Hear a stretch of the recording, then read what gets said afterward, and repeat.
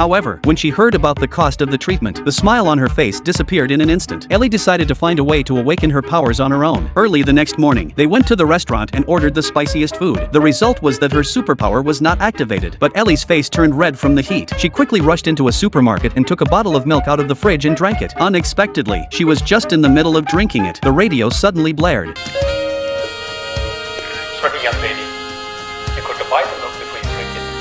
It's really embarrassing. Kelly thinks physical stimulation might not work. Maybe psychological stimulation would work. For example, when people are extremely scared or nervous, they can explode their potential. Kelly thought of a place that would stimulate Ellie's potential, but when Kelly let go of her hand, Ellie was stunned. It was the dental clinic she feared the most. She ran without saying a word. In the end, she was dragged back by Kelly. The doctor saw how scared she looked. He was kind enough to offer her a Valium pill to help ease her anxiety. Ellie immediately refused. "I'm here for the anxiety and fear. I don't need this." But when she saw the doctor holding a 2-meter-long needle, she concedes instantly. She quickly grabbed a Valium pill and swallowed it. Watching Ellie walk calmly out of the consulting room, Kelly knew that Plan A had failed. Rushed to tell Tom to implement Plan B. Soon Tom was speeding over in his car. Before Ellie could react, Tom put a bag over her head. Then she was forced into the boot. Maybe the Valium hasn't worn off yet. Ellie was in a daze. She wasn't scared at all. In the car, she kept sending Jake fleshy voice messages. On the other side, Tom and Kelly were too involved in discussing food. They didn't even realize the car was towed away by the traffic police. When they realized the car was gone, then they started to look around. They finally found the car, but they found the keys were missing. Luckily, Ellie's cousin Lisa was just passing by. "Let me out,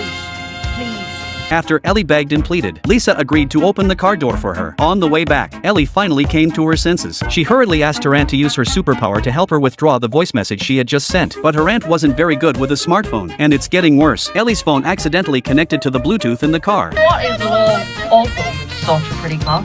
Such fleshy words instantly embarrassed everyone in the car. The smell of spring was in the air. Lisa suggested that he might want to send more messages, so that she could override the previous voice, so that Jack wouldn't have to hear such sappy words. Ellie thought it made sense. When she got home, she couldn't wait to start taking pictures and sending them to Jack. In order to get Jack's attention, it was better to wear less clothes, of course, but Ellie thought that wasn't enough, so she had a bold idea. She didn't notice how the black cat behind her felt, until she suddenly realized there was a man standing behind her. Ellie screamed out loud in terror, but immediately became excited again. She thought this might be her superpower. Whenever an animal sees both sides, it turns into a human. In order to verify her guess, Ellie decided to try a puppy first.